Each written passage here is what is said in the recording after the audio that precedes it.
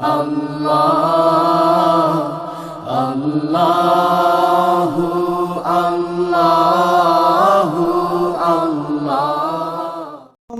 اللہ صلی اللہ علیہ وسلم کی حیات مبارکہ کا مطالعہ کرتے ہیں صلی اللہ علیہ وسلم، تو وہاں پہ آپ دیکھیں تو نبی صلی اللہ علیہ وسلم کے گھر میں جو ہے مہینہ مہینہ چولہا نہیں جلتا تھا، فاقوں پہ گزارا کرتے تھے، ساری چیزیں تھیں. لیکن دوسری طرف ہیں ہمارے علماء کرام، مشائخ عظام، صوفیاء کرام، ان کا جو طور اطوار ہے، رہنے سہنے کا جو طریقہ ہے، جو طرز زندگی ہے، وہ ٹوٹلی ڈیفرنٹ ہے.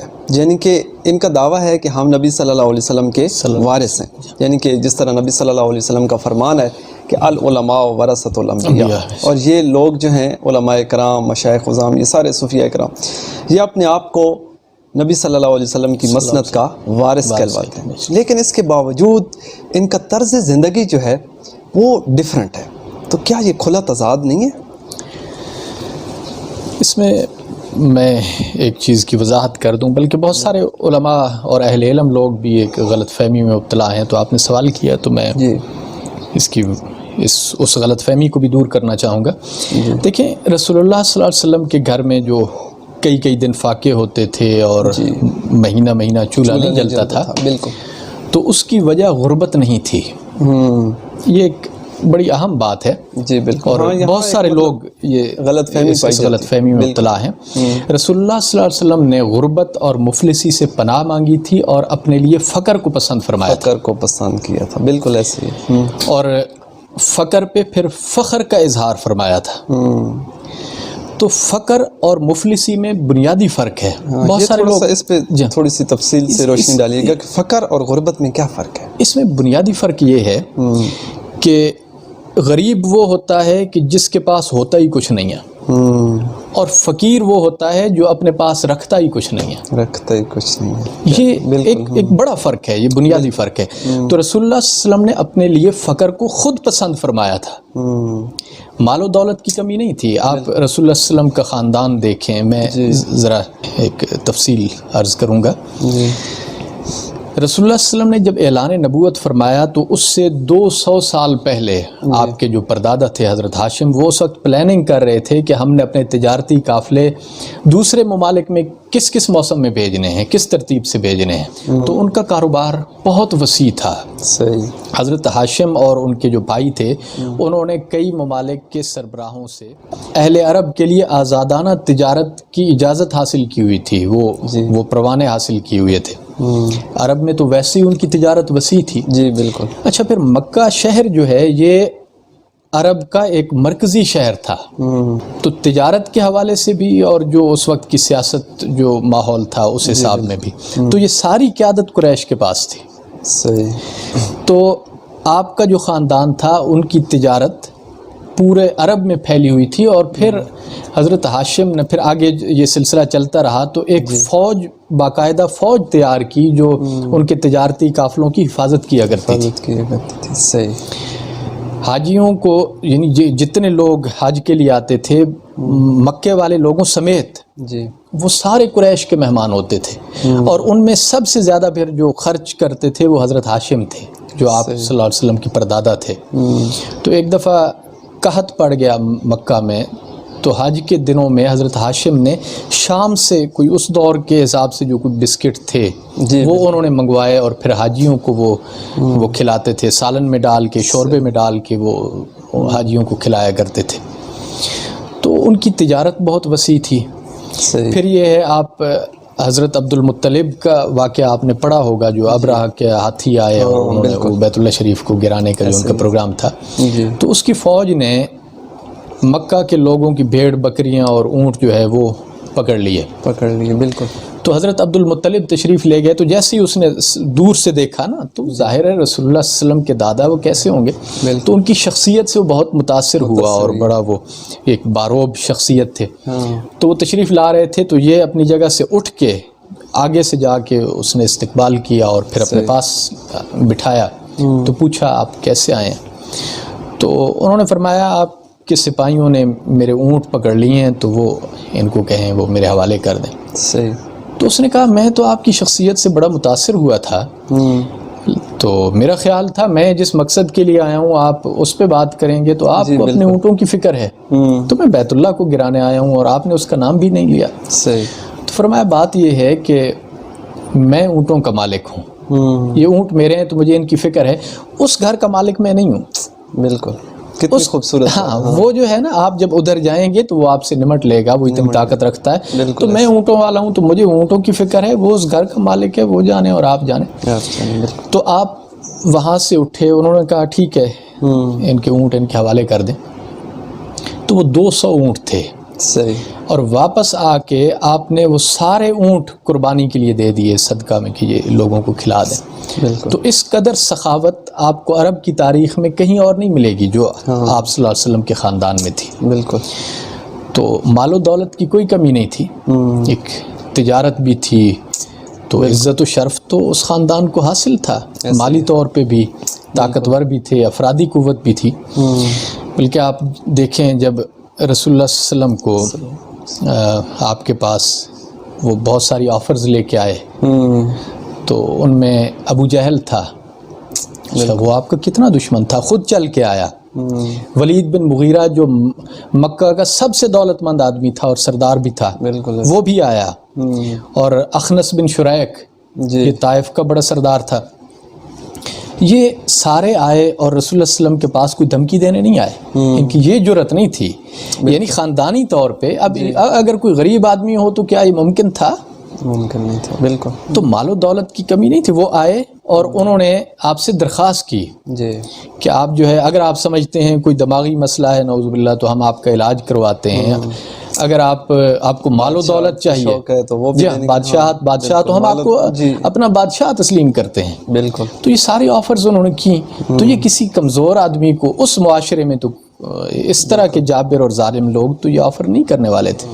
تو یہ بات بالکل ہی غلط ہے کہ وہ غربت کی وجہ سے وہاں پہ یہ نہیں، رسول اللہ نے فقر کو اپنے لیے پسند فرمایا تھا. تو آپ کا خاندان سخی تھا، آپ خود سخی تھے. بلکہ احادیث مبارکہ میں آتا ہے کہ آپ کی سخاوت جو ہے وہ تیز ہوا کی طرح تھی. بالکل ایسے. بارش برسانے والی جو ہوا ہوتی ہے تو ہوا تو کسی ایک جگہ پہ نہیں رکتی، وہ تو چل رہی ہوتی ہے نا. تو ہر گھر میں، ہر روشن دان میں، ہر کھڑکی میں وہ داخل ہوگی.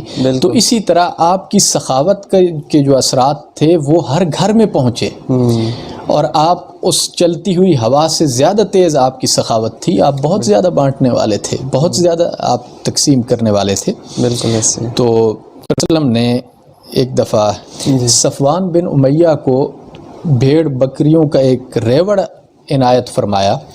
اور وہ 2 پہاڑوں کے درمیان ایک وادی تھی جو بھیڑ بکریوں سے بھری ہوئی تھی. وہ سارا کچھ اس کو دے دیا. تو وہ پھر اپنے قبیلے کی طرف جاتے ہوئے وہ دور سے آواز لگاتا گیا. وہ کہتا تھا لوگو محمد رسول اللہ کا دامن تھام لو. بالکل. ان پہ ایمان لے آؤ. وہ اتنے سخی ہیں اور اتنا عطا کرتے ہیں کہ پھر غربت کا کوئی اندیشہ ہی باقی نہیں رہتا. بالکل ایسے. تو وہ کہتا تھا کہ اتنی زیادہ سخاوت پیغمبر کے علاوہ کسی کے لیے ممکن ہی نہیں ہے. ممکن نہیں. کوئی اور انسان اتنا سخی ہو ہی نہیں سکتا. تو یہی چیز تھی پھر جو آپ کی ازواج مطہرات میں آئی. آپ کے گھر کا ماحول یہی تھا. حضور علیہ الصلوۃ والسلام کے وصال کے بعد ایک مرتبہ حضرت عائشہ صدیقہ کے جو بھانجے تھے، حضرت اسماء کے بیٹے اور حضرت صدیق اکبر کے نواسے، تو انہوں نے اپنی خالہ یعنی حضرت عائشہ صدیقہ کے لیے بہت سارا مال بوریوں میں بھر کے بھیجا. بہت کچھ تھا اس میں. تو وہ جب آپ کے گھر پہنچا تو آپ نے اپنی لونڈی سے کسی خادمہ سے کہا کہ یہ اتنا میں نے کیا کرنا ہے، تو باہر بھیج دو، یہ تقسیم کر دیں تاکہ لوگوں میں. تو سارا دن لوگ آتے رہے، وہ تقسیم ہوتا رہا، تو شام تک ختم ہو گیا. تو شام کو وہ جو لونڈی تھیں وہ کہنے لگیں کہ آپ خود 3 دن سے فاقے کی حالت میں ہیں، تو آپ نے اپنے لیے کچھ رکھوا لینا تھا. تو انہوں نے یوں سر پہ ہاتھ مارا اور فرمایا تم نے مجھے پہلے کیوں یاد نہیں دلایا، واقعی ہم بھی کچھ اپنے لیے رکھ لیتے. تو یہ استغنا کی ایسی کیفیت تھی، یہ فقر کا وہ ماحول تھا جسے رسول اللہ صلی اللہ علیہ وسلم نے اپنے لیے پسند فرمایا. تو پھر آپ کے گھر میں یہ سارا یہی ماحول تھا. تو ایک تو یہ میں وضاحت کرنا چاہتا تھا اس لیے جی کہ یہ جو کہا جاتا ہے نا غربت تھی اور اتنی تنگی تھی، ایسا یہ نہیں تھا، غلط بات ہے بالکل. وہ فقر تھا جسے حضور نے پسند فرمایا، اس پہ فخر فرمایا، اور یہ آپ کے گھر کا ماحول تھا. بالکل یہ بات تو بالکل بجا ہے. لیکن اگر اسی چیز کو ہم سامنے رکھیں تھی، اور نبی صلی اللہ علیہ وسلم تو بہت سخی تھے یقیناً، بے شک. اور اگر ہم پھر موازنہ کرنا چاہیں اپنے علماء کرام کا، مشائخ عظام کا، تو انہوں نے اس چیز کو فالو کیوں نہیں کیا؟ چلیں ٹھیک ہے جی، یہ فقر کو پسند کر لیتے اور سخاوت کا مظاہرہ کرتے، لیکن ایسا بھی تو دیکھنے کو نہیں ملتا. آخر اس کی کیا وجہ؟ بڑا اچھا سوال ہے. اصل میں دیکھیں رسول اللہ صلی اللہ علیہ وسلم کا جو گھر کا ماحول تھا، جس انداز میں آپ نے فقر کو اختیار فرمایا، جی یہ پیغمبر کے علاوہ کسی انسان کے لیے ممکن نہیں ہے. ممکن صحیح. اس کو اس انداز میں فالو کرنا یہ صرف پیغمبر کی شان ہے کہ وہ اس انداز میں اس طرح کی زندگی گزاریں. صحیح. آپ نے جتنا کم کھانا کھایا، جتنی کم خوراک آپ نے استعمال کی، اتنا کم کھانے کے ساتھ کوئی انسان زندہ ہی نہیں رہ سکتا. بالکل. تو یہ صرف رسول اللہ صلی اللہ علیہ وسلم کی ذات اقدس تھی کہ یہ خصوصیت ان کی تھی. اس کو صحابہ اکرام بھی فالو نہیں کر سکے. اکثر وہ حدیث میں آتا ہے نا کہ نبی صلی اللہ علیہ وسلم فرماتے ہیں مجھے تو اللہ کھلاتا ہے اور پلاتا ہے. آپ نے سنا ہوگا ایک دفعہ رسول اللہ صلی اللہ علیہ وسلم نماز کے لیے مسجد میں کھڑے تھے، تو تکبیر ہو چکی تھی اور ابھی نماز شروع کرنے لگے تھے کہ اچانک کچھ خیال آیا، تو پریشانی کے عالم میں مسجد سے نکلے، گھر تشریف لے گئے. جی کچھ دیر بعد واپس آئے، پھر نماز پڑھائی. جی تو صحابہ اکرام نے پوچھا کہ یا رسول اللہ کیا وجہ تھی؟ تو فرمایا میرے گھر میں ایک درہم یا دینار جو تھا وہ کچھ سونے چاندی کا وہ سکہ ایک پڑا ہوا تھا، تو مجھے اس کا خیال آیا، تو میں فوراً جا کے پھر میں نے وہ اس کو صدقہ کیا اور صدقہ کر کے اپنے گھر کو اس سے پاک کیا. تو اب آپ تصور کریں کہ کیا کوئی اور انسان، کوئی جتنا بڑا بھی عالم ہو، جتنا بڑا کوئی پیر ہو، کوئی کیا یہ کر سکتا ہے کہ ان چیزوں سے، سونے چاندی سے اپنے گھر کو بالکل پاک کر دے؟ ممکن نہیں ہے. یہ کسی اور انسان کے لیے یہ ممکن نہیں ہے. ایسا ہی ہے بالکل. صحابہ اکرام میں اگر آپ دیکھیں تو صرف ایک، جہاں تک جی میرے نالج میں ہے، ایک حضرت ابو ذر غفاری رضی اللہ تعالیٰ عنہ تھے جنہوں نے حضور علیہ الصلوۃ والسلام کی اس زندگی کو اس انداز میں فالو کیا. یعنی ان کا، وہ فرماتے تھے کہ اگر ایک وقت کا کھانا ہے تو پھر دوسرے وقت کا کھانا اس کی فکر کرنا وہ اسے جائز نہیں سمجھتے تھے. بالکل. اسی طرح اگر وہ کہیں دعوت پہ تشریف لے جاتے یا کسی گھر میں جاتے تو ایک کے ساتھ دوسرا سالن پڑا ہوتا تو پھر وہ اس سے شدید ناراض ہوتے تھے کہ رسول اللہ صلی اللہ علیہ وسلم کے دسترخوان پہ کبھی آپ نے دوسرا سالن دیکھا؟ اور وہ دور ایسا تھا، شام میں حضرت امیر معاویہ کی حکومت تھی اور مطلب لوگوں میں مال و دولت تھا بہت زیادہ، مطلب گھر بھی اچھے بن گئے تھے، مکان اچھے بن گئے تھے، اس طرح کھانے پینے کو انہیں اچھا کھانا میسر تھا. جی. تو حضرت ابو ذر کو اس سے اختلاف ہوتا تھا. اچھا پھر کسی کے پاس اگر کپڑوں کا دوسرا جوڑا دیکھ لیتے، اور پھر زبان ہی نہیں، انہوں نے ایک چھڑی رکھی ہوئی تھی، ان کے پاس چھڑی ہوتی تھی اور وہ باقاعدہ وہ کئی دفعہ پیٹنے لگ جاتے تھے. صحیح. کہ آپ نے یہ کیوں، رسول اللہ صلی اللہ علیہ وسلم کی زندگی تو یہ نہیں تھی، آپ کا انداز تو نہیں یہ نہیں تھا. تو اس کے بعد پھر لوگوں نے شکایت کی حضرت عثمان غنی رضی اللہ تعالیٰ عنہ سے. انہوں نے پھر آپ کو حکم دیا کہ آپ آبادی سے نکل کے جنگل میں چلے جائیں. تو بات کرنے کا مقصد یہ ہے کہ رسول اللہ صلی اللہ علیہ وسلم کا جو اپنا طرز زندگی تھا، جی بالکل، اس کو فالو کرنا ایک عام انسان کے لیے، وہ کتنا بھی بڑا بزرگ ہو، کتنا بھی نیک ہو، یہ ممکن نہیں ہے. بالکل ایسے ہی، کیونکہ رسول اللہ صلی اللہ علیہ وسلم تو ساری رات عبادت کرتے تھے، پاؤں مبارک میں ورم آ جاتا. لیکن اب آج کل کے لوگ یا امت جو ہے وہ تو ایسا نہیں کر سکتی. تو اصل میں رسول اللہ صلی اللہ علیہ وسلم صرف خاتم الانبیاء نہیں ہیں. آپ کی ذات پہ صرف نبوت کی انتہا نہیں ہوئی، صبر کی بھی انتہا ہو گئی، فقر کی انتہا ہو گئی، توکل کی انتہا ہو گئی، ایثار کی انتہا ہو گئی، سخاوت کی انتہا. یہ ساری چیزیں جو ہیں رسول اللہ کی ذات پہ ان کی انتہا ہو چکی ہے. تو اب اس مقام کو اگر کوئی پہنچنا چاہے یا کوئی سوچے کہ میں وہاں تک یہ ممکن ہی نہیں ہے. ممکن نہیں ایسے. تو باقی جو سخاوت کی بات ہے ایک حد تک وہ ضروری ہے اور علماء کو بھی کرنا چاہیے. صوفیاء میں یہ چیز میرے خیال میں زیادہ ہے، بلکہ میں عموماً یہ کہا کرتا ہوں کہ جو شخص سخی نہیں ہے، دنیاوی دولت کے معاملے میں بخیل ہے، تو پھر دین کی دولت اللہ اس بندے کے ہاتھوں تقسیم نہیں کرواتا. تو وہ ضرور اختیار کرنا چاہیے، اور وہ صوفیاء میں بھی ہے، علماء میں بھی ہے، لیکن وہ ایک حد تک ہے، ظاہر ہے پیغمبر اور امتی کا فرق ہے.